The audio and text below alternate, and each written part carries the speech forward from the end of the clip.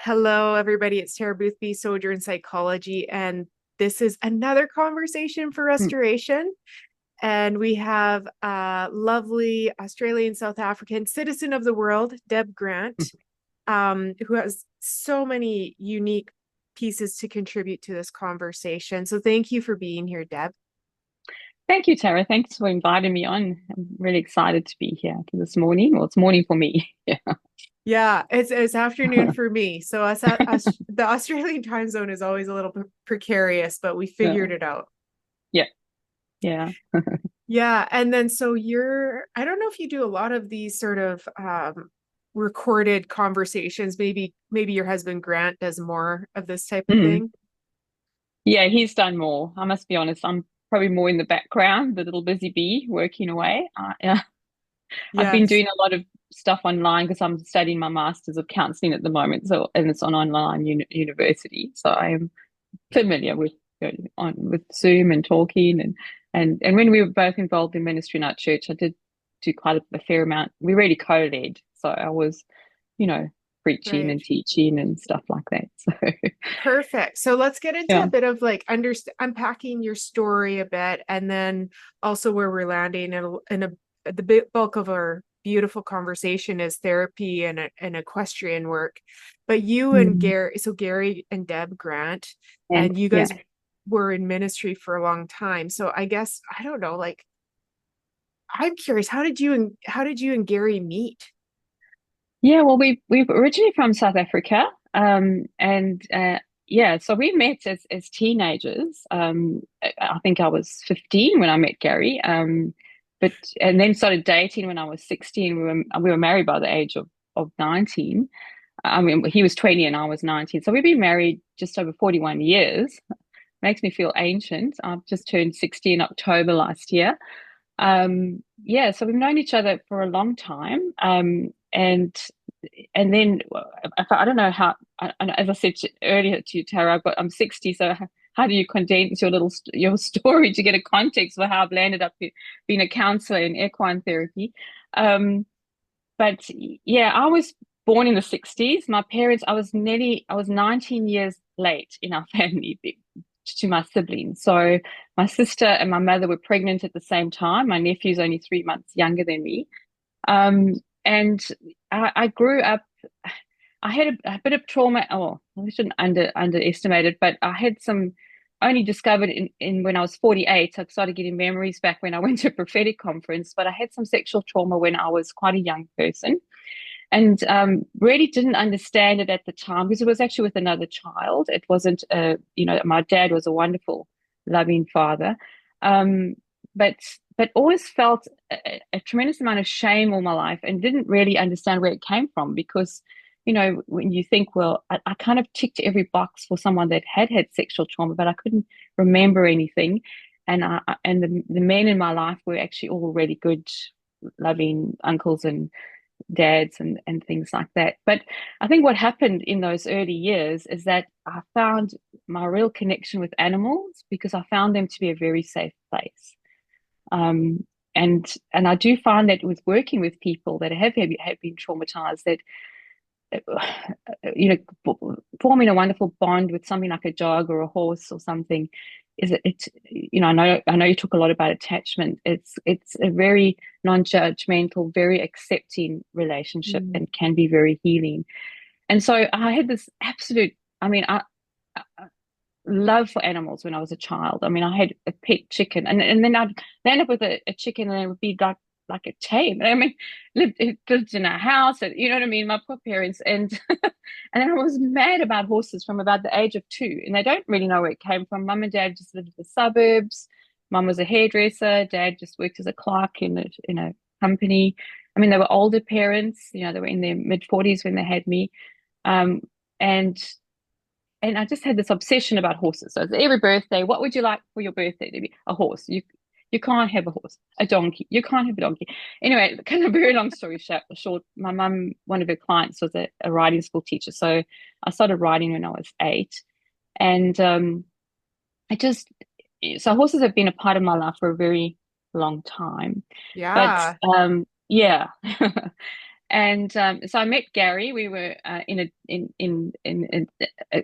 actually came to our riding club, I think, because he realized back then that mostly girls ride and they kind of fit, healthy um, girls that riding as teenagers, and he found this amazing place with all these fit girls as teenagers. So yeah, that's how we met. Cut a very long story short. At the time, so my spiritual roots, my mum and dad, my dad went to the Anglican church and got confirmed in his 50s. So I think he kind of went through a spiritual awakening back then. So I always believed that God existed. Mum had some horrible treatment from a Catholic nun when she was a young person, and so she just didn't want anything to do with the church. She thought they were just a bunch of hypocrites, and so we would go sort of like Easter and Christmas time, and Dad started going more regularly in his 50s. So he always led me to believe that God was real. He had a real relationship with God. I God the Father, but I didn't really know how to connect with him because I'd had this experience as quite a young person. I was carrying a lot of shame, and I grew up in South Africa, which is quite religious at the time. Just in the normal schools, we had quite a lot of religious instruction, and the theology there was quite a reformed theology. So I I was actually quite frightened of God. Like I thought that I knew there was something wrong with me. I didn't really know what, but I felt very shameful, and I kind of always was a bit scared of him, to be honest. I wasn't quite sure because I'd read these Old Testament stories and I would think, oh my gosh, I could be smarted, and all these scary stories that you read in the Old Testament. And so I kind of wanted to connect with God, but I didn't know how to. And I remember as a teenager, I kind of went completely off the rails. But anyway, that was another story. But so at one stage, I thought, well, maybe I might need to have to become a nun or something, to connect with God. And by my teenage years, I thought, well, that was blown. I wasn't going to be able to do that. And then I actually had a bit of an epiphany one day in the backyard, and I just really want to meet God. And at the same time, being quite a teenager into all sorts of things I shouldn't have been involved in. I went with my dad to the church on that Sunday because I really wanted to meet God. And unfortunately, he went to the early morning services, which was just all old biddies. And I was like the only person probably under 50, being 15. And I actually started weeping. And Dad was quite embarrassed because those days he just didn't cry in church. And because I felt like I just couldn't do this. Like, if this is what it meant to connect with God, it was just so boring. And so we had to read out a prayer book and up and down on our knees. And I was like, I can't do this, but I really want to meet God, but I don't know how to do it.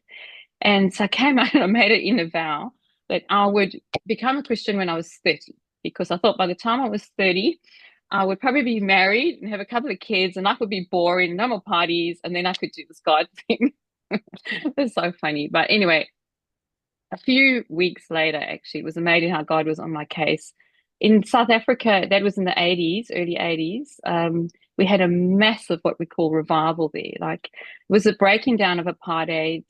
It was nationwide. The churches were just springing up all over the place. It was on our national news. It was incredible how people were just sort of being drawn into coming back to faith or finding God in various ways, and not just across one denomination. It was Catholics, Anglicans, a whole lot of non-denominational churches sprung up in that season.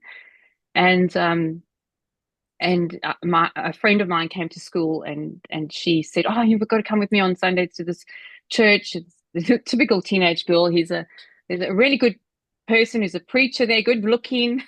They have a band, and it's in a movie house." I thought, oh, this sounds a bit more my scene than the other one. So I went along, and honestly, I walked in there, and they were just, singing some worship music, which was very different to what I had experienced up to then, which was just like the Anglican church with the organ at that stage. I know there's some wonderful Anglican churches. And I just started weeping, and it's like my heart found its home. And I know we don't always talk about the sinner's prayer, but I just think it was just a real awakening for me, and I just Yeah. completely felt washed by the blood of Jesus and just clean and accepted. And I just, it really, my life changed that night. I was just, I think I was 16 at the time. Um, and so I had this wonderful relationship with Jesus, very free, and we got baptized in the Holy Spirit, and we were speaking in tongues, and we had all this incredible physical miracles we were witnessing. It was actually an incredible time to be. And Gary came into that at the same time we'd met, and then he was like, "Oh no, my girlfriend's now become a Christian. You know, like what am I going to do?" So he came along to see what I got myself into, and Wow. yeah, and so yeah, we got married really young, because a bit of pressure, you shouldn't be living together before, being a Christian and all that kind of stuff. And we got married 19 and 20, and then got involved in church leadership quite early on. Like we were in our early 20s, again, based in quite a big, it's probably about a 700 people church, very charismatic leader, lots of signs and wonders, lots of miracles. So we were birthed into that. Like it was, a miracle was just normal for us. We didn't, it just happened, kind of an incredible, exciting time. But as we progressed through our 20s, then all these independent churches started to form relationships with each other, because they kind of, and it wasn't ever called a denomination, but it was called a movement. Mm. And then the theology just started to change, and so we came under a lot of the penal substitution and the scapegoat theory and all of that. And so my relationship started changing as well. I felt with God. I felt like I was never good enough. I again was still living under the shame sort of resurfaced. And I remember the one time one of the preachers preaching about, we are like this $10 note he took, and he took the Bible, and when we get born again, we go in, he put the note in the middle of the Bible, and then he closed it, and he said, because Jesus is covering us, so that he's covering our sin and everything, and then that's what the Father sees. But I remember thinking to myself, well, if I'm that note, and I've got in the middle, like the Father actually doesn't want to see me, like Mm. he can't see me. So I always felt I was okay if Jesus was there, but I had to hang on to Jesus, because if he wasn't there, then I would probably be, I don't know, burnt up like things like stories in the Old Testament. You know what I mean? Mhm. So It's so interesting just to like scoop this yeah, up I've because been talking a lot. You talk. well, I'm thrilled, and there's this beautiful sort of innocence of the initial encounter and the sincerity of this Mm, initial movement. And then mm, as the people started to influence it, and mm, sometimes we think we're organizing it, or we mm. are getting the Here's structure structure. in place, the Mm, corporate restructure, whatever it was. And it's like this, I don't know. Well, there's a loss and maybe a dilutedness or a control, and then that's interesting how it impacted you, and that sense of shame started to be more awoken. mm. Yeah, Mhm. yeah. And so, and as I said, I didn't at this stage actually connect to that. Probably these incidents had happened Mhm. to me when I was younger. I just thought there was always something not right with me, and I didn't have anyone in our movement or anyone to talk to, because it was very much focused on signs and wonders, and you just prayed for things, and then you should be Yeah. fine. And so I would pray for an hour in tongues, and pray for an hour in tongues or whatever. And but it never really went away. This would keep resurfacing, and it did affect our marriage. It seeped in various parts of my life, and so I never really felt totally free. Right. And at this And stage, I wasn't involved with horses anymore. Because even in our mm, movement, it was very much about, we're going. That's how we ended up in Australia. We go into the nations. We're going to, evangelize the whole world and plant a church in every village in every city. And then even animals, like they were like people thought that was kind of, no, animals are kind of second rate, whatever, in the kingdom, that, God, that they don't have a soul. They just die when they die. And that used to traumatize me. And some of the stories in the Old Testament, when they just like sacrificed an animal every meter, with David. I used Yeah. to just think, oh my God, like if I was there, I would be I'd be trying to rescue all the animals. And then and and I think that in Hebrews, when it talks about Jesus, that he took away that system. Like, to me, that, like, I realized he would have, sorry, just get emotional. He would have felt that pain too for those animals, because he came Yeah. and he paid the sacrifice that they'd never needed to be sacrificed again. Man set up that system, but in our teaching, I thought that was what that God wanted. He was like a bloodlust. He needed blood, to pay for our sins. So those animals had to pay for it. Now, always that really troubled me. Um, And I and think so, it's true. Like, I want to honor this too, because I think it's beautiful about the animals. And this is mm, such a normal lie that we've mm, been taught to believe, and we can miss it, is yeah, this disregard for the worth of creation, that yeah, animals are sort of this second class living, breathing creation. yeah, And then to the, like, the sense of evangelism, the misconstrued notion of, like, go off and change everybody. Like, we're gonna yeah, go I out know. and we should just Yeah, we're change going to people. Australia now because they need churches. So Yeah, I'm or just, even changing you, somebody yeah, who cares deeply about animals, and there were messages being sent to you that Deb needs to know that animals yeah, are not where it's at. yeah. Wow. And if you look through Genesis, I mean, in Genesis, at the end of chapter 1, and God created everything. I believe that was like in the spirit, because then, and it was good, and then he set it up that and at the end of it, he talks about it. He gives us every plant and herb, or as Americans say, herb, to eat. Talk about them eating each other at that stage. It's interesting. I mean, I don't eat meat because I love animals. I'm not going to preach about that. And I'm not, all my family are meat eaters. I'm not anti it. It's just was my own personal conviction. Eventually, I just couldn't do that anymore. But then in Genesis 2, when he forms man from the ground, and then he says that he's lonely, and then he says, I'm going to make a helper comparable to you, and he actually creates all the animals from the ground. I think Mm. sometimes we miss that. We think it's all just done on day whatever in the first chapter, but he actually forms them from the ground, and he presents them to Adam, and then Adam he names them. And if you look at sort of the background in that, it's actually a calling out. It's a calling out of their purpose and who they are. It's an honoring of them when he names them. And then they find that one isn't completely comparable to man. But however, I think there's a lot of comparability, if that's a word, in them for us as man. There's so many things that God has given the animals that we do not have. Like, we create in his image and likeness, but we do not have the sight of an eagle.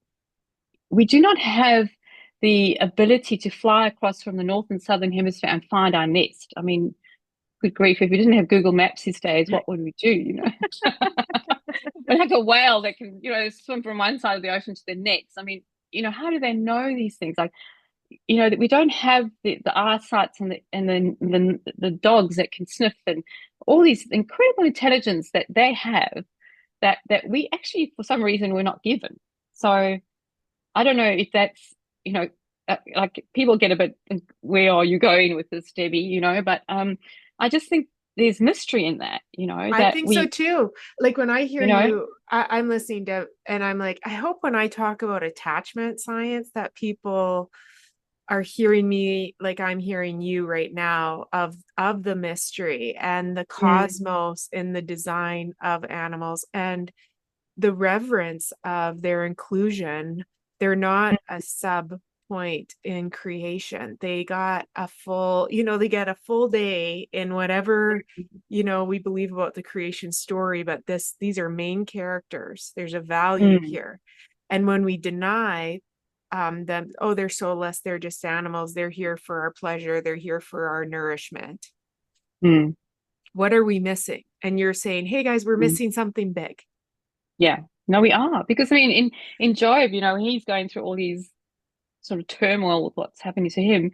It's what cooks about, speak to the animals; they will teach you. You know, and I think we come with this mankind is the top of the apex, we the apex predator, and all that kind of stuff, and we don't steward well, and we're not teachable because we think I'm at the top, and isn't that in any leadership structure? When you've got a leadership structure like this and somebody's at the top, it never works well. And if you're not teachable, I mean, you can Mhm. learn so much by them, but you've got to slow down and go at their pace because they live in the here and the now. I mean, we all over the shop, it's Paul. I mean, Paul, I was spending time with Paul I was in India when he was there in October, and Oh, wow. we were having one, and we've met, we hosted Paul Young in 2019 here, and we had some beautiful conversations about all this, and he actually wrote me this beautiful poem because it was my birthday when I was in India Oh. about being a horse with the horses, But yeah, we can learn so much if we just that whole word you talk about, attunement. Yes. It's slowing down and it's noticing. And I became a scuba diver back in 2006. Poor Gary got dragged into that because 83% of the world's plants and animals live in the sea. And I would just love having, the oxygen tanks gave me the ability to just sit still on an ocean floor somewhere or hanging on the side of a cliff or something, and just watch what was there.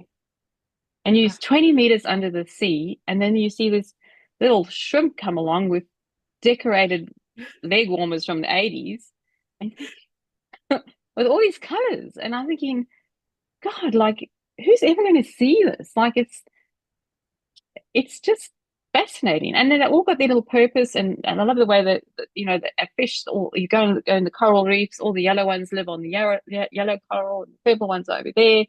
And they kind of got the whole ocean to swim in, but they live in the like little apartment blocks, everywhere. Yeah.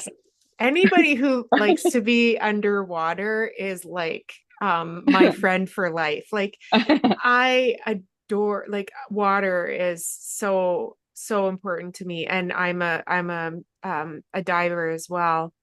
Yeah. And what's interesting, and I don't know your relationship with water, is I was a lifeguard. I was always in the pool, Um, always swimming, petrified of the ocean.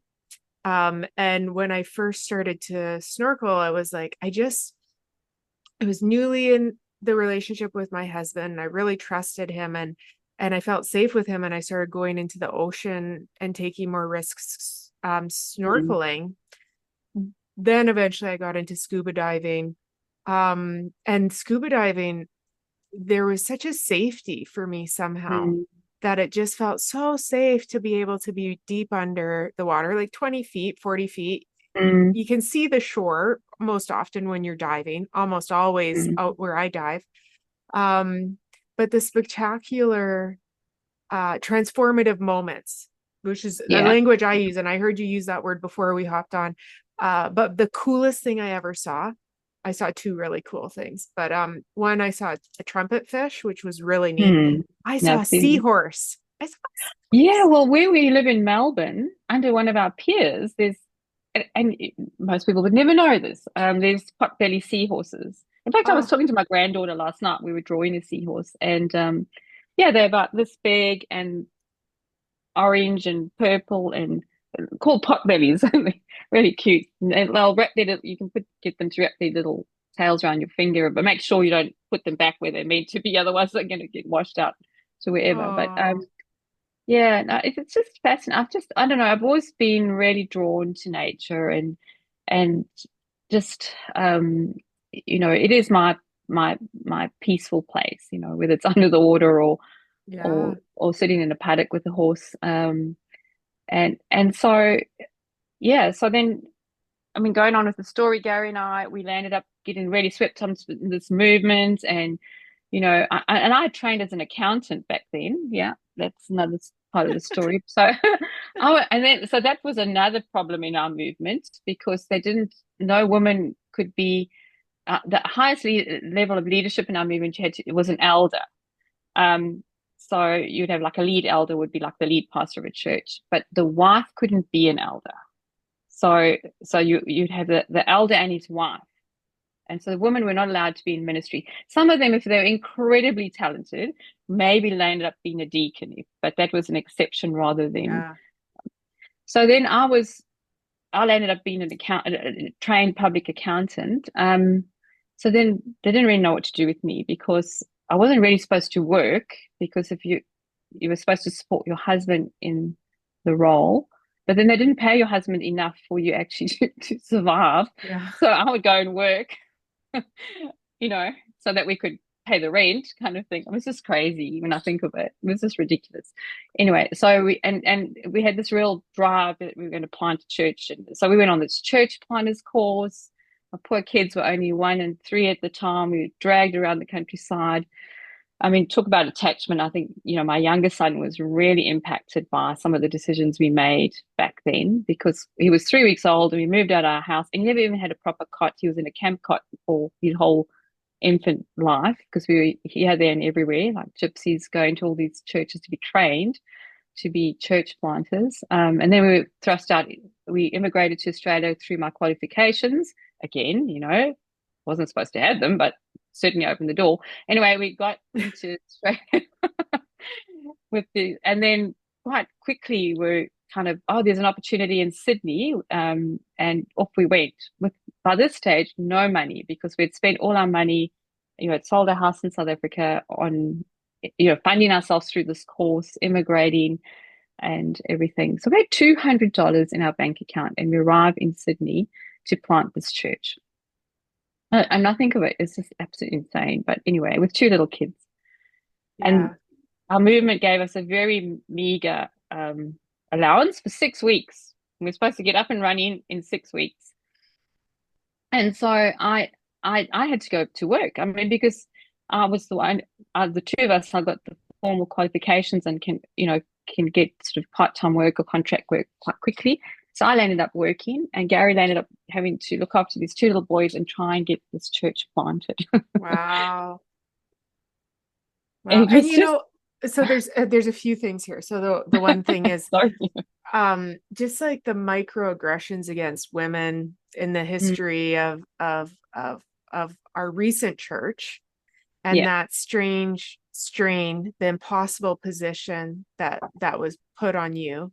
The other thing is, some of when we're sometimes in my office or in the office of my colleagues, I'll have these pastors or pillars in the church who, in your early 20s, somebody older, wiser mentored you poorly into that decision. Like it's a beautiful thing about that, like go and spread the evangelical sort of notion. But it was really a dangerous position for your family, and somebody encouraged these 2 young 20 somethings to do it. Like maybe you're 23, 24 years I old. think I turned 30 about a month after I arrived in Australia. Gary was just 30. Yeah. Young. I mean, our family, and I think of it, they were like, so I thought we'd just lost the plot completely and had really, but they were some wisdom, but of course we didn't listen to them because they didn't know all these spiritual things that our leaders knew. So Yeah. and we went out in faith, but God's no one's debtor, Tara, even in all of that. I mean, those 2.5 years, I mean, often, the stress about just having to pay the rent but God's no one's debtor. And after the 2.5 years, we actually folded up our little group with another South African couple as well. And which, maybe they would be great to interview as well at some stage. Sure. I'll give you the details later. And then I found this job because I needed to get it, I was also getting contract work to keep us in anyway, I landed up with this job and just was like a Joseph in this company positioned and landed up getting this was back in 1998. I ended up getting $100,000 bonus. Um, so I said, God is no one's debtor. It was just like, God actually told me that this was going to happen. And I didn't believe him because I actually had the figure. And I knew I was getting a bonus, but I thought it would be whatever, nothing like that. But, I was thinking $10,000 would be amazing, but, Oh yeah. um, yeah. And yeah, he gave me this figure and I just wrestled with him about, no, it's not, I'm not worth, it's not, I can't, it's not going to happen. And I was going to work that morning. I was on the train and I felt God said to me, what are you going to do about this? Are you going to agree with me or not? And I was arguing the whole way to work. And then eventually I just said, okay, if this is what you feel that it's okay, I'll accept it. And my boss called me into his office and he had a blank piece of a pad and he wrote the figure down on the pad. He said, this is your bonus. Wow. And I think he must have thought I was very unappreciative because I was so stunned. More the fact that God had told me that exact figure than the actual bonus. I was just like, oh my gosh. And then on the way home in the train, I just wept because I thought, God's no one's debtor, even in all of that. And there were more bonuses after that. So that kind of got us back because we had poured everything we had into trying to get that little church started. And, I made a vow at the end of that, never get involved in church planning again. That was a very Yeah. painful thing. But, yeah, That's and then powerful. yeah, so and then we moved to Melbourne and got involved supporting another person in the movement planting a church. But these folk, again, very quite reformed theology. So in that season, now this is in 2000, this shame thing really started to rear up for me because a lot of the preaching was, on all the things that were wrong with you. And our movement were having all these training times and you would go and I literally had a page at the back of my journal where I'd write down all the things and they would have like lots of different messages, all from men, of course. And I write down in the back of my journal all the things that I needed to go back and fix that were wrong with me, that were disqualifying us and stuff. But by this stage, I discovered a hill at the back of my house. We had built a house in a newish area and it was semi-rural. And I would go up there and I would just have it, just, I mean, I prayed in tongues and I just have these incredible encounters with God, like just incredible. Like I think of that season, it was just amazing. Like, and I would just feel so alive when I was there. And then we went out and planted a church ourselves. God really restored me in some beautiful pictures and about being involved in leadership again at that level, and gave me actually a vision for the church, and we did plant. Our church was Friends First in 2004, but of course then we were in big trouble with our movement because we had planted one close to another one. So, and honestly, three families left that church and joined us, three families. And so we were accused of doing a church split. Oh, And so this was a bizarre season that the church wasn't allowed to relate to the team, but we were. But anyway, so that was another whole few years of trying to fix this rupture. And from the church we come from, the man was so offended with what we had done. And we tried over the years everything to try to give them finance, all sorts of things to try and restore that rupture, but we just never could. It's just, I think yeah. it's still there today. And yeah, and that's how we planted Friends First. And I love the church. I know a lot of people have had a lot of trauma in the church, but I loved that season. I loved Gary and we decided this ridiculous notion of women not being involved was just not going to work anymore because it was actually my vision to plant the church in the first place. So,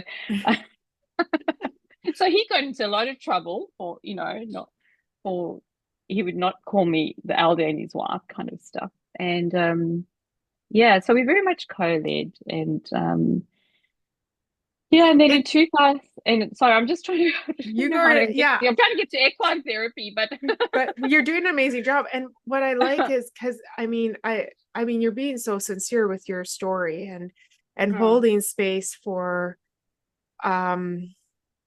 different parts, you know, where this is part of what's fascinating about people who have been hurt by the church, hurt by the systemic part, the institutional parts, and some of the doctrine that we've overemphasized or gotten wrong, completely wrong, some of it.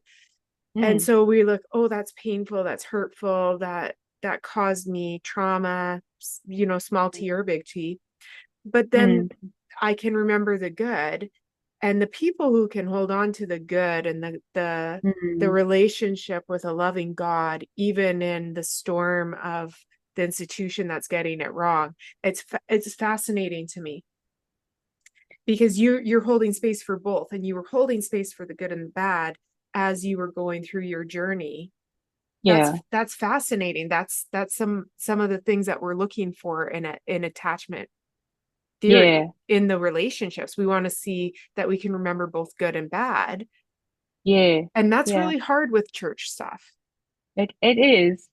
But you know, Sarah, I believe that Jesus loves the church, you know.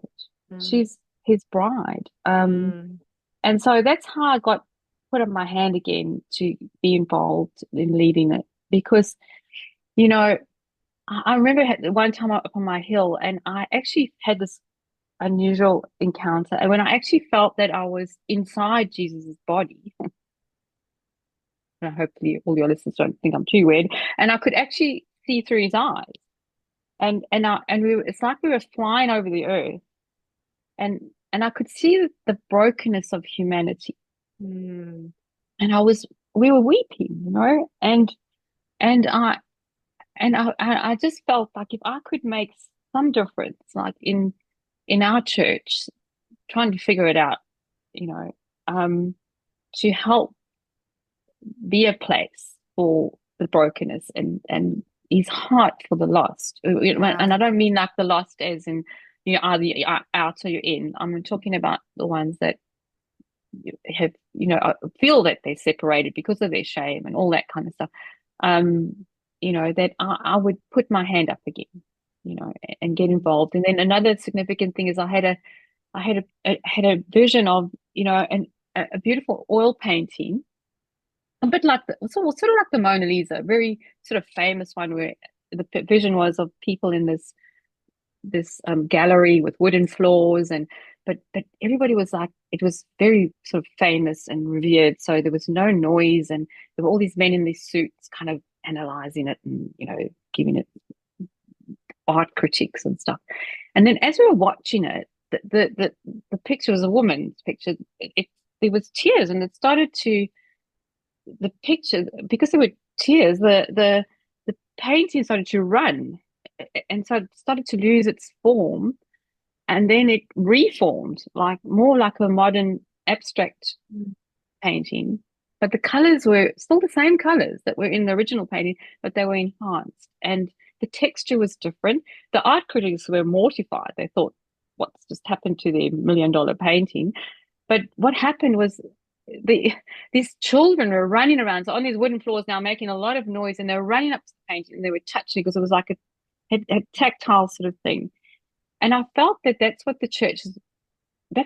inspired me to get involved in church planting again. And as I felt the church was going to go through this massive reformation, that, you know, that it would, and I asked, and I went up to my hill the next day and I said, Lord, what were the tears, you know? What is the catalyst? Like, why did she change, you know? And I felt him say it's the tears for the lost. I thought at that stage it was more of an evangelical picture at the time, but now I understand it more. It's just for the people, the lost humanity that we know. I mean, I believe that God's in all of us now. I've changed, you know, very much. The Trinity's in us, but they don't know that. They don't. That shame, you know, decisions we've made in life, it separated us in our minds. You know, it talks about our minds. And so they it's like they're lost. You know, they're lost children, and so I believe that, you know, and it's when we have that heart for people, that's what's going to change the face of the church. You know? Yeah. And That's I believe, like, when I hear that, I love dreams. And then I love, like, mm, visions are so mm, special. And mm, think of like the gift given to you is this painting. And it's this beautiful thing of like, we think the gift is this Renaissance art, but the real mm. gift is the sort of avant-garde, tear-stained image. And I think, like, I don't know if you've ever told Bradley Jerzak this dream. I think he would love it. Thinking about Oh, really? No, the no, I haven't. No. childlike hands on the painting, that Yeah. just sounds like a Jerzak understanding as well of like our our our our innocent little hands Mm, touching the better art. That's a yeah. powerful image. And to like, I think with what you're sharing, Deb, of your story, and you've got more to go, but the story to this that leads to this painting, really, it makes sense why that vision, or we could call it a metaphor, or we could call it a Yeah. dream, whatever we want to call it, but it makes sense in your story why that image would really be profoundly important to help you make sense of the image, the vision for others. Yeah. That's so special. Yeah. And so fast forward 2012, now we've Gary and I, because we've been both into the supernatural thing. We're now doing supernatural schools, we're training people, to we've seen a lot of healings in our lives, and then I got sort of labeled as a prophetic person. Some prophet, a local well-known prophet, sort of called me out and said, you're a prophet. And so now I've got this label over my head that I've got this pressure now to come up with prophetic words all the time, but which was another story. So in 2012, we go off to Bethel and to the school of the prophets, because now I'm quite convinced that I need to do this, and then I'm going to be this amazing prophetess, in our circles and everything. So off we go. Gary comes along as a spouse. He had to fill in this whole long Oh, application form to go in. Anyway, we go there, but what happens to me while we're there? Um, and I mean, I love. We've had. I mean, I really honor Bethel, and we've learned a lot from them over the years. And as I get these visions coming back to me when I was a child and stuff and it was another child involved. As I said, it wasn't some creepy old man or something. It was another child, but it was pretty explicit what was going on, and I didn't know what to do with this. I'm thinking, I'm coming here to be this prophet, and now I'm landing up with these visions. I don't even know who to talk to about it.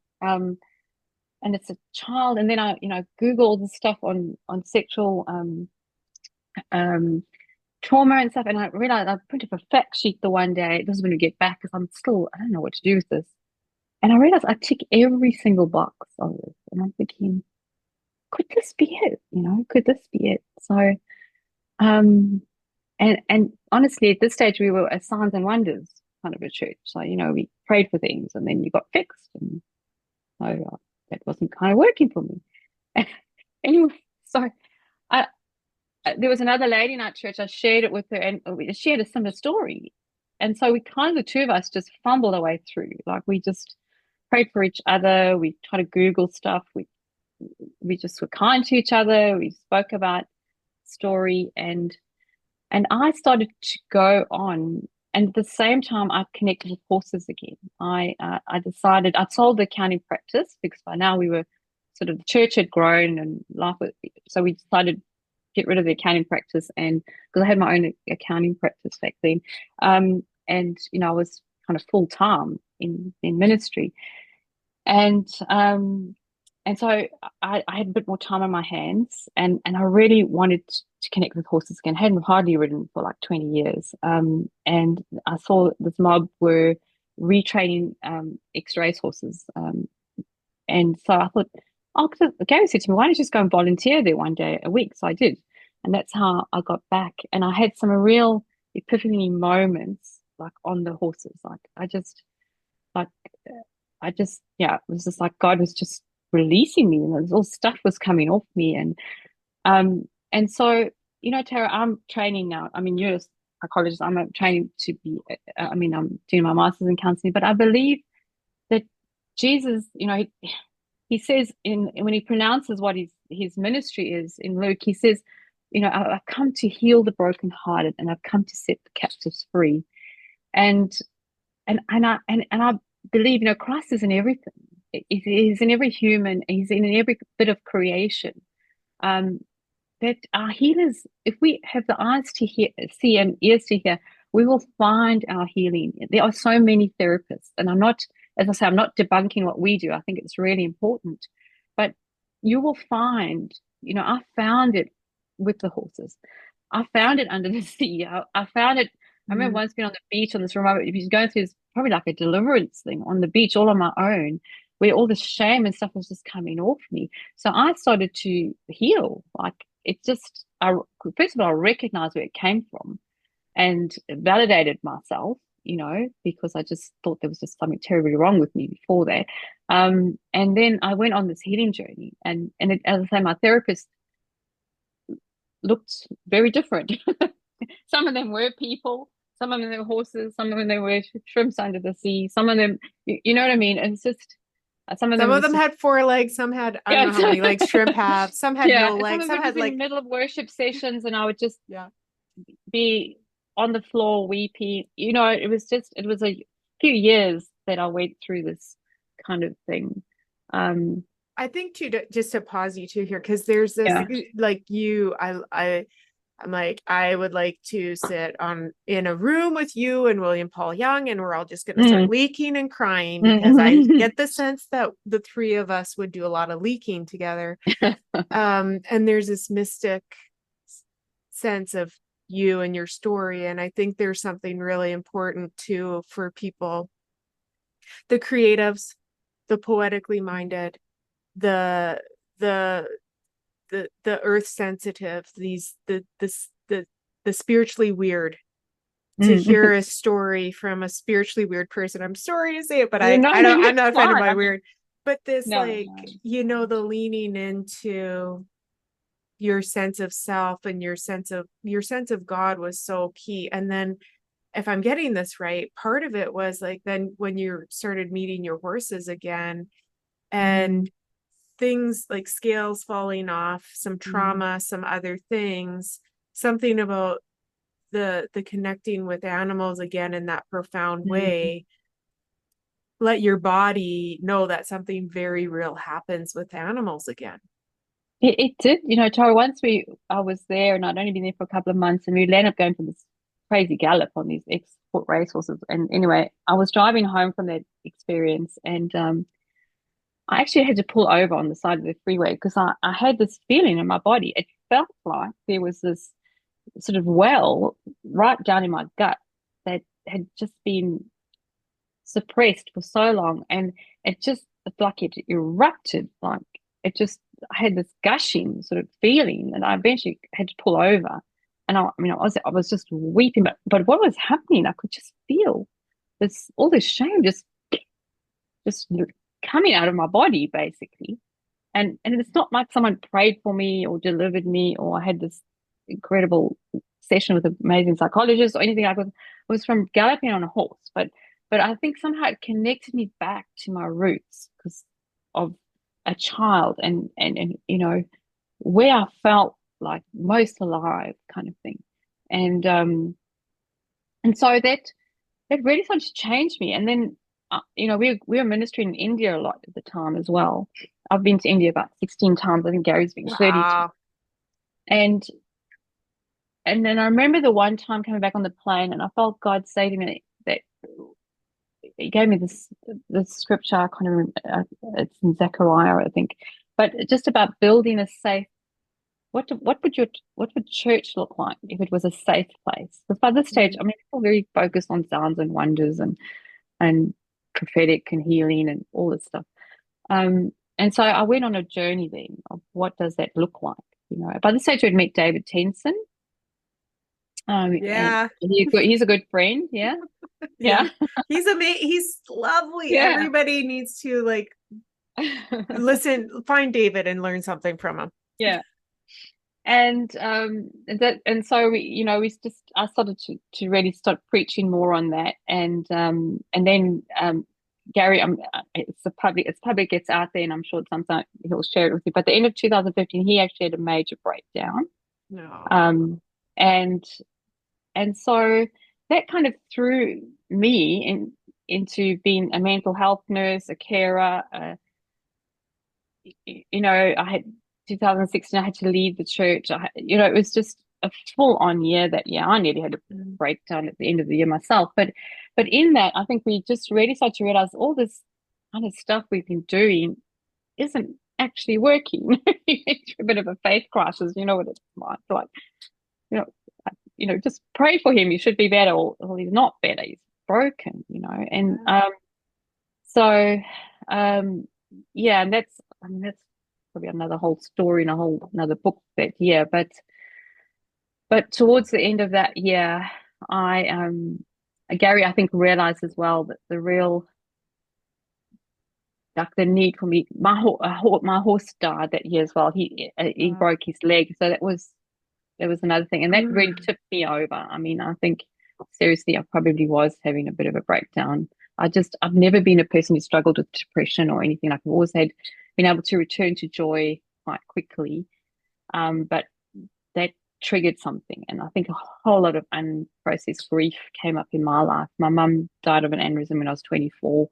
Dad had dementia, so I lost my parents quite early, and I don't think I'd ever really grieved all this stuff. So I went through 3 months of just crying every day and trying to keep it all together. That And so it well came was to the still end. there. Hey, The well that you found in the car was yeah, still there. And it was that just I think too, when you're talking about all the hardships as well, there's this yeah, like somehow something inside of you knew like emotion is motion. So when the unbearable is showing up throughout your whole story, when you mm, discover it, you're motioning through it.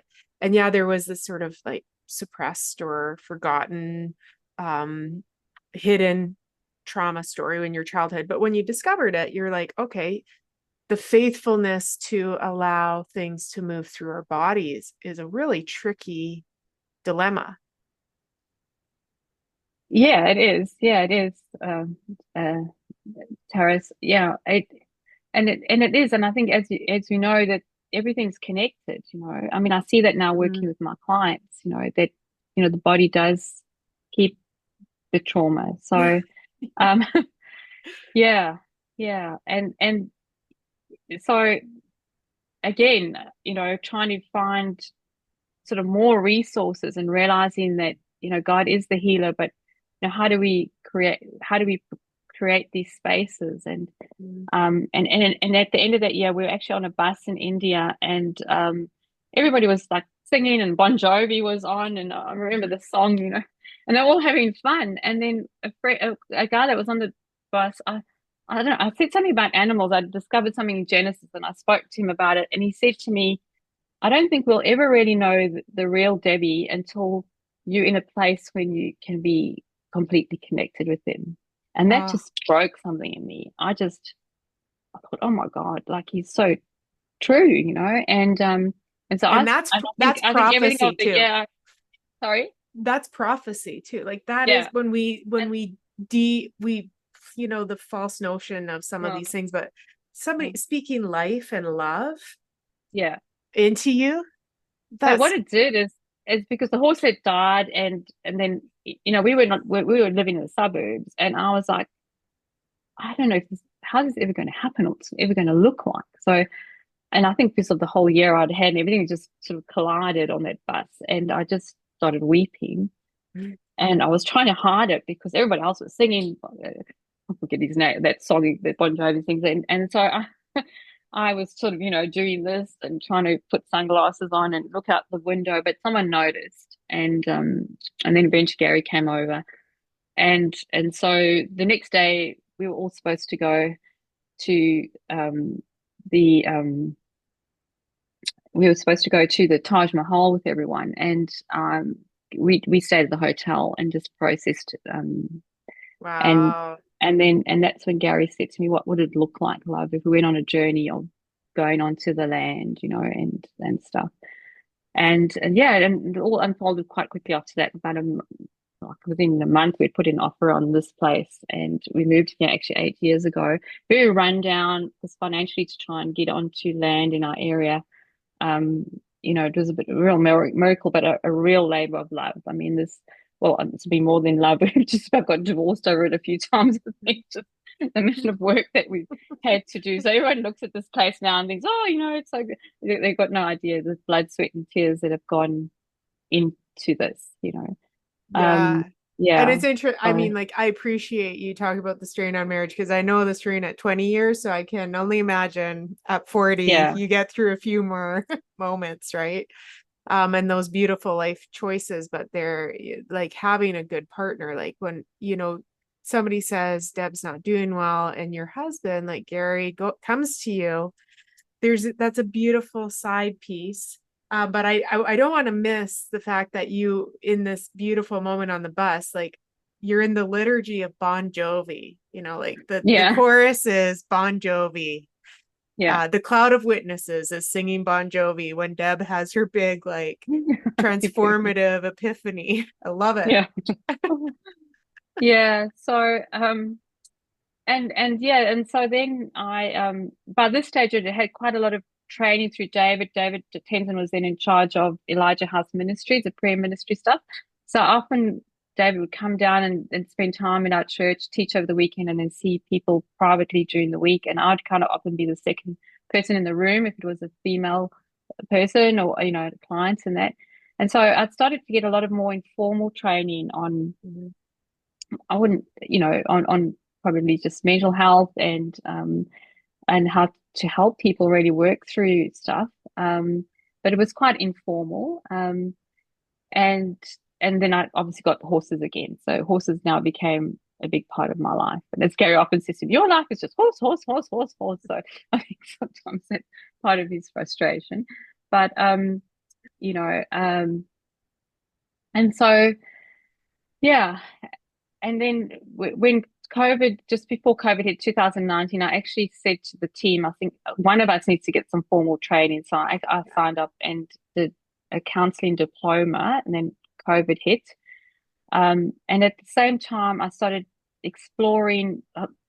Some of my friends were like guinea pigs. Like I would, do these sessions with them with the horses, and in the interim as well, having a lot of personal healing myself, like with the horses. And another big part of the equine story is we had a horse here that was raced. It was he was an ex jumps racehorse, and my friend who rehomed these ones couldn't really find a home for him. So when we came onto the property, I took him on.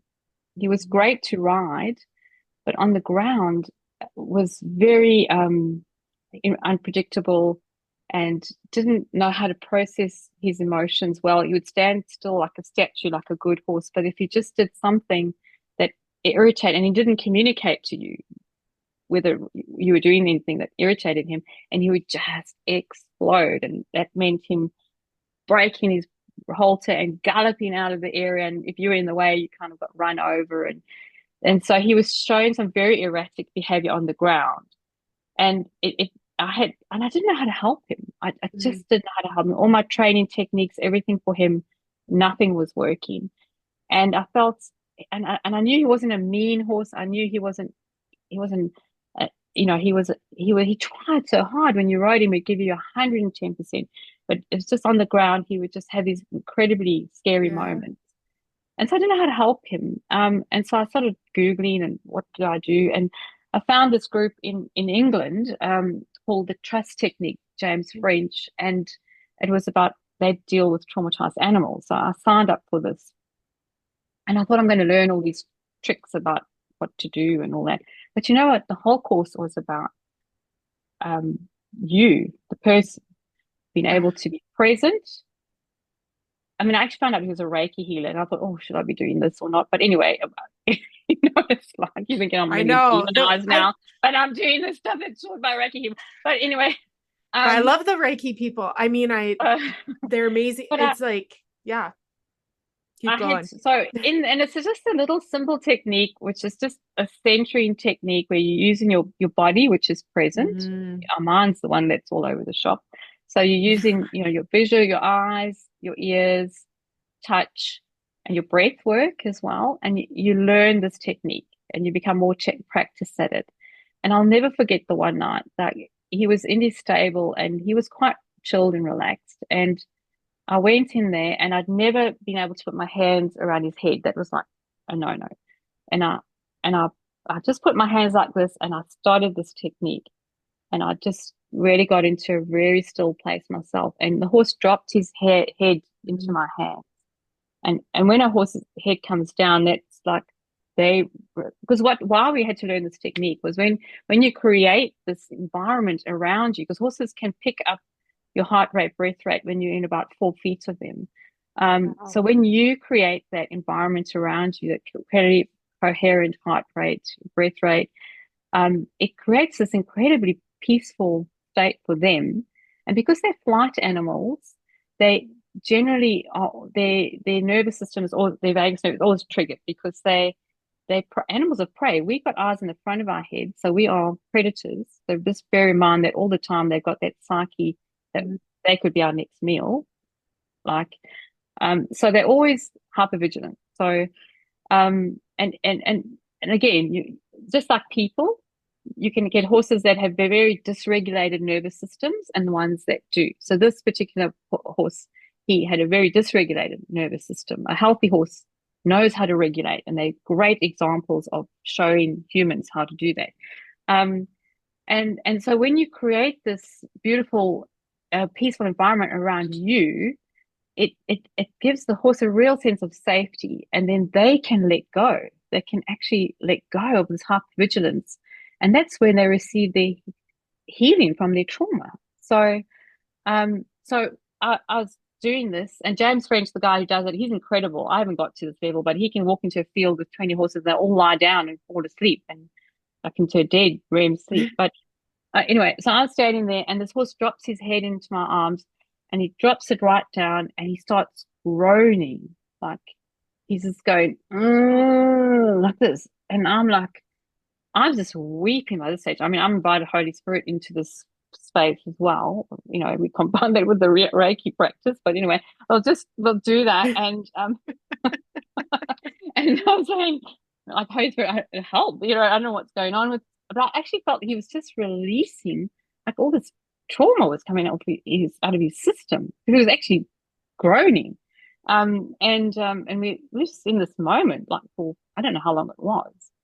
And it's amazing with this thing, because as soon as you start thinking, and I don't know how this works, whether it's something deeply spiritual or just the energy that our thoughts create, you don't have to be thinking scary thoughts. You can just think, I'm going to go and make dinner.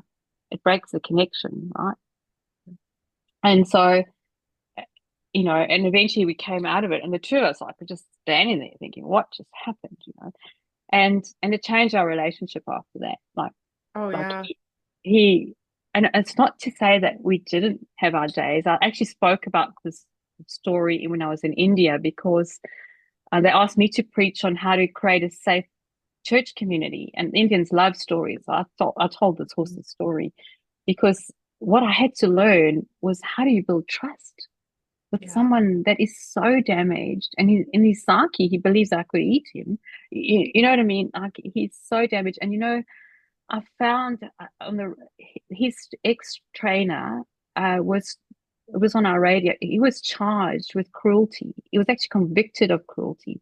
They used tasers on him. So, and when I heard that, I just wept, because I just thought, it's validated this poor animal's story. I mean, he was terrified of men. Like, Gary couldn't go anywhere near him. He would just, and it was supposed to be Gary's horse. He wasn't like my dream horse. He was a big, strong horse, but we realized that's not good.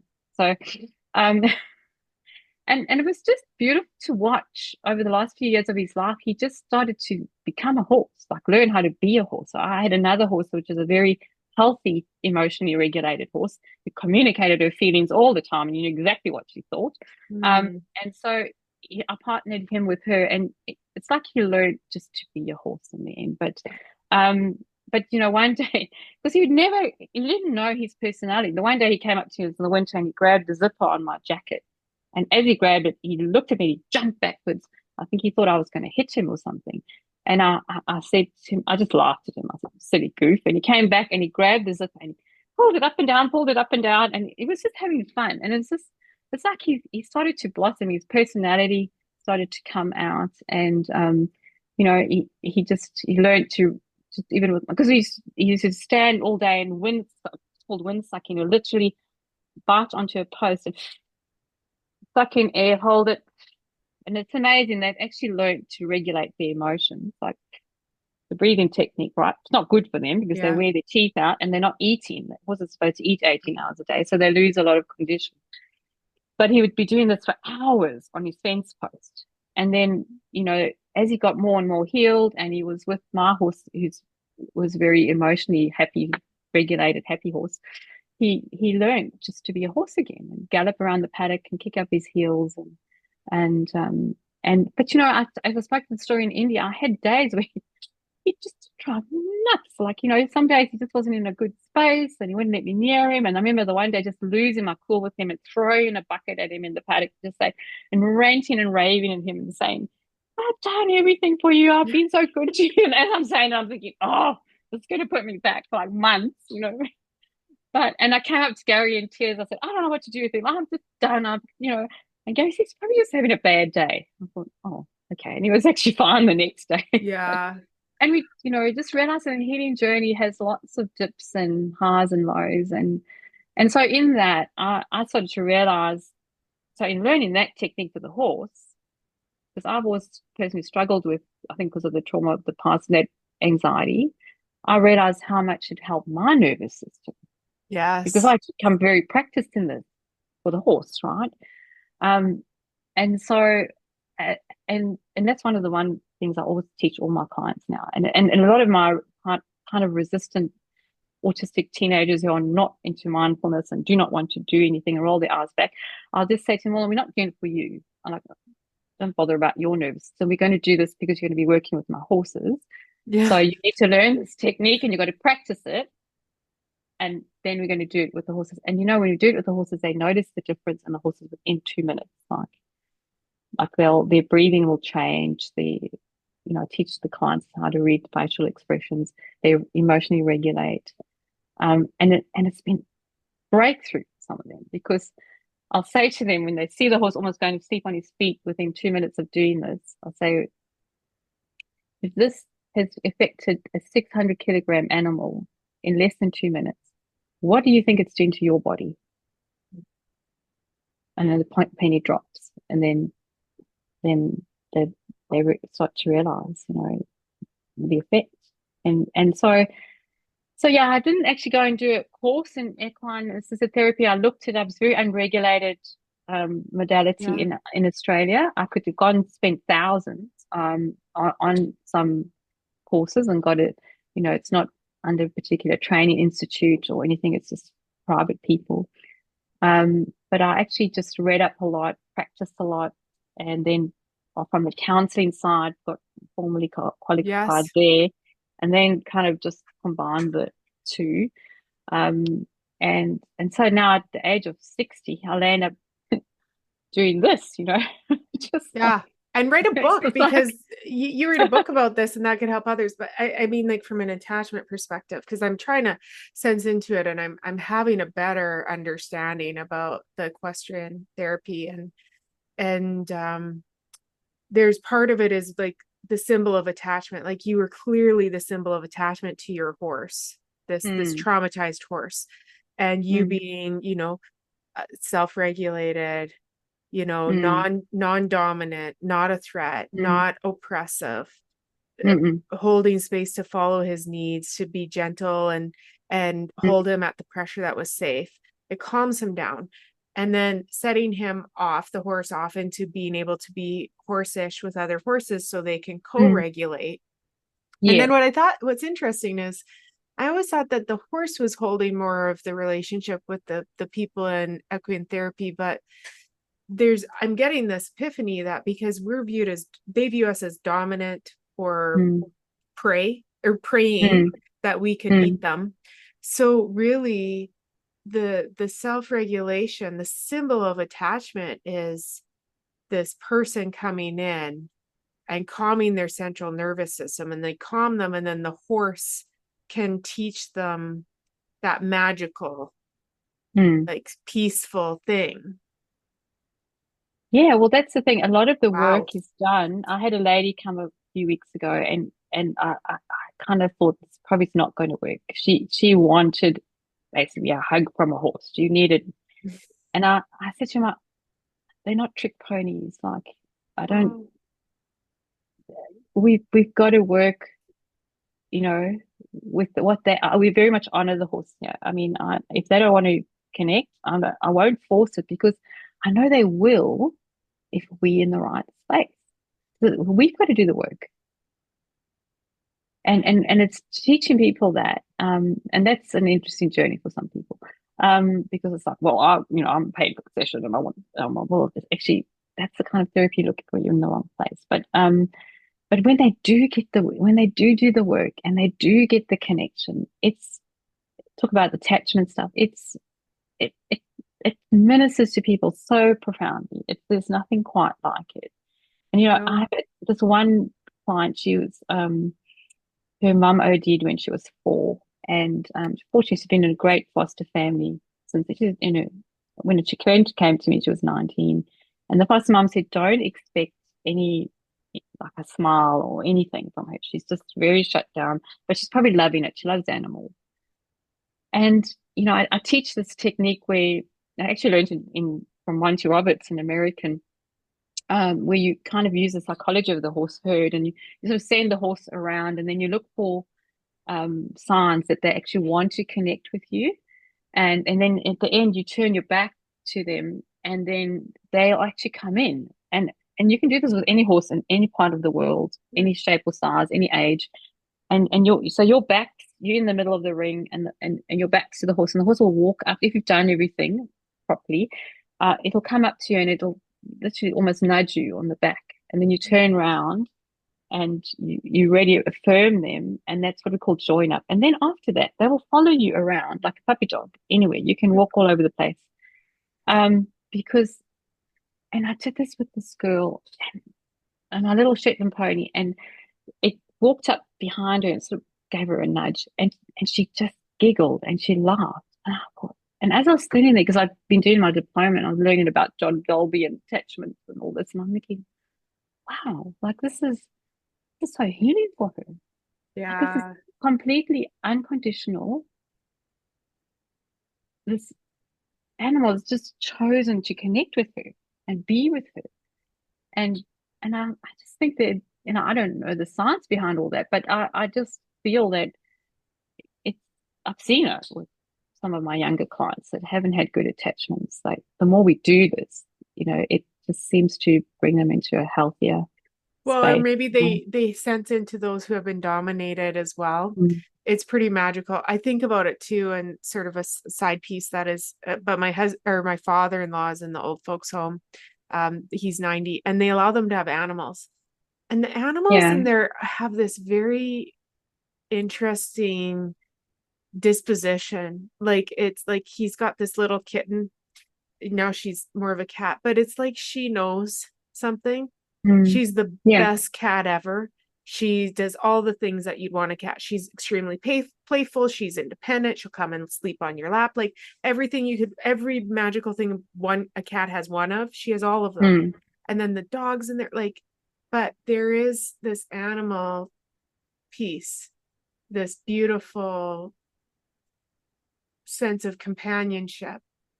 And horses, yes, the horse, the wisdom of the horse, Mm. and the wisdom of the horse who has met a trustworthy human.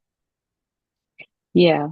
Yeah. And it's just, yeah, you can, build, it's incredible, the connection. And yeah, I was actually, look at through your book the other day, Sarah, and then you've got I think it's on page 26. I've actually just printed it out from Kindle, and you talk about self-regulation and co-regulation and your central, nervous system and that. So a lot of my work, I do work with a lot of people with anxiety and autistic people, and um, if and just the whole thing about being present, and so even Mm, in my, how's it translated into my sort of spiritual life, is I've become far more contemplative in my worship, and just trying to realize that most of the time we we're not present, we just, and I had a little teaching a while ago I put together about being present to experience the presence. We just, even with Jesus, I went on a prayer detox because I found my prayer life was all about future things. Lord, will you bless this or do that, or pray for auntie this or that, or it's everything about future, or go dragging up the past, especially when I was living under shame, like, oh God, I'm so sorry I did that, and and I shouldn't have done this, and all that. And very little of it was about being present. And when Jesus referred to it all the time. He said, look at the birds. Like, Oh yeah. He spoke about these things. He spoke about nature and things. And I think and I think in part of your book as well, you talk about that, how we just miss each other, that attunement, of just, and so that's, the horses have helped me, I think, be a better person in connection in my human relationships, because that's what I always say with equine therapy. It's not just about that these clients can just all do all these nice things with the horses. I always have reflective worksheets for them to take home, or I help them complete them depending on their cognitive abilities. Like, how can this transpose into your human relationship? I love it. And it's like I don't put this in my book. And thank you for reading my book. I like it. I like my book. So I'm glad when I people haven't are read it reading it. all. I've just through a couple of the first chapters, I think. Yeah. You have to go your own pace with this one. Some people can get through a little quicker. It's a kind of a digester.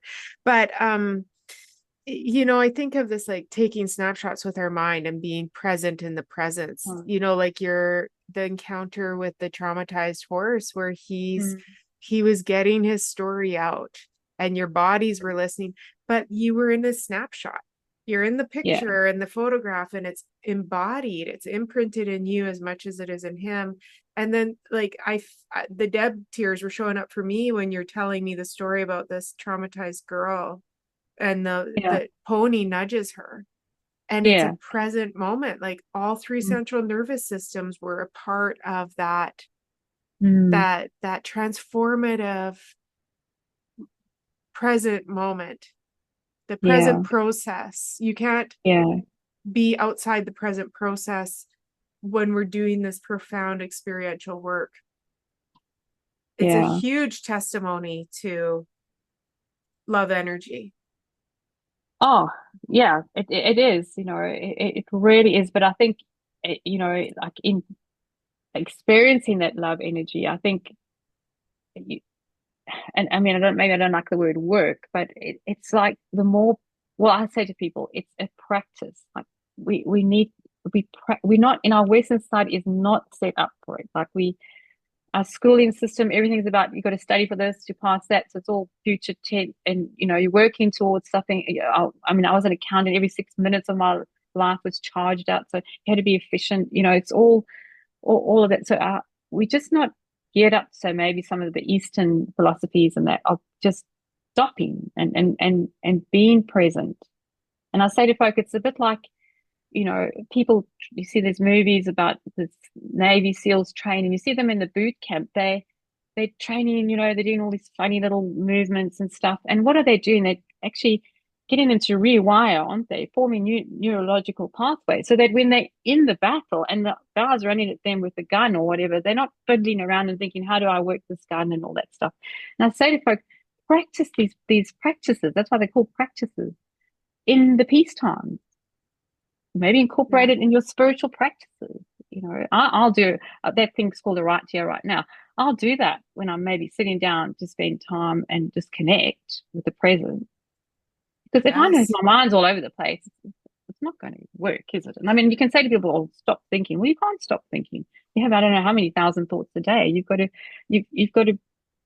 and so you develop these practices, and so that when you are in the battle time, when you are in the 2 o'clock in the morning and you're having a panic attack or perhaps going on, you've got a neurological pathway for it now. So boom, you can actually act, and that's peace. And so I can't, in Australia here, you can't, as a counselor, unless people are a Christian or talk about God or anything, but I'll use words like peace. We need to find the peace, and we experience peace. And he is the Prince of Peace. So I've gone through this dilemma at times thinking, gosh, am I doing the right thing? Am I replacing Jesus with a horse? You know what I mean? All this kind of stuff. He'd be a Like, great horse. He'd it's be an just like, awesome no, I'm not horse. praying in the name of Jesus, like now now I'm, introducing healing and it's a horse. Now is that blasphemy? And I'm like, well, spoke through a donkey, so maybe that's not so bad, like, we've Yeah. got that story in the Old Testament. I can hang on to that one. But but But Jesus, I I've mean, seen the people experience yeah. healing. Like they found peace.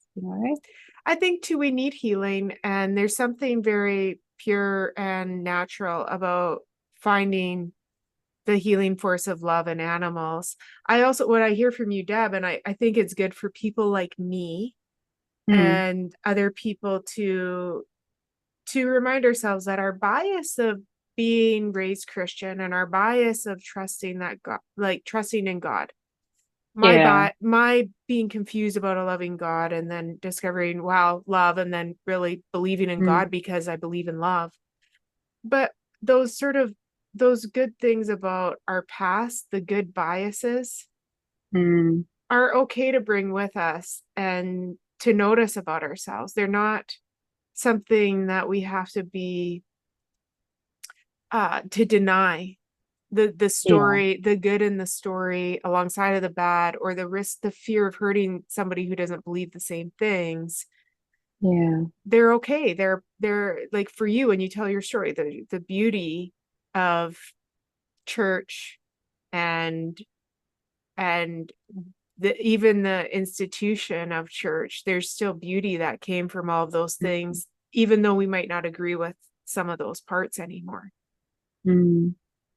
Well, that's the thing, hey. It's like I Mhm. think Bradley Jerzik also says that it's like he's picked up bits from all his different, the Mennonites and these different things. And I've tried to do that. I've tried to get past I have had to do some work in forgiveness and so for certain individuals in the church, I think. And then Yes. have some empathy for them too, because it's the system, it's the actual business of church that's we in the system and we're all trying to earn a buck or get our healing or people come to church to a service. I mean, even that word to me is crazy. Like, what are we doing? Like, we're not service. Like, what I mean? And what are we? That's what Gary and I came to. Is like, what are we producing? Like, are there people that have this in intimate relationship with the lover of their soul, or is it are we just spoon feeding everyone? Where's this Yeah. maturity and growing up in Christ? Yeah. And so that's kind of why we're exploring different ways of doing things because I don't think that system, it's not all bad. I think you can always find some goodness because you're connected with God and He's good. So, but I don't think it's effective. I don't think it's not. It's for the people that lead and for the people that are in it. They Yeah, it's um for all of us, and we're yeah all part of that family, and we're all a part, we are yeah all a part of this body, and we're so and just to think about the story of the traumatized horse again, it's like, if the horse is traumatized yeah. and we don't go out and try to discover what love is and how to move in to meet that horse within love kind, then what? Then we deny the life. Yeah. It's a powerful metaphor for spiritual healing and all of our people as well, that Mm, we don't want the spiritual goodness to die because the church is traumatized and sick. mm. And it's the Yeah, business, it's the business. it I is the mean, business. it's the business. I mean, I have a business background. It's the business, I mean, we've been on both, we've been the leaders, and I know what Brad said as well about being the person. I know he didn't always do it right. I'm sure there are people out there that have got church wounds from Gary and I, Yeah, me and too. and well, I don't know, I'm pretty sure I know they are, but I can't go on their journey. You know what I mean? Like it's just I can't I know that I'm growing and seeking love and obviously the wonderful voices we've had in our lives like Paul Young, and Mm. we only met Brady Jerzick once actually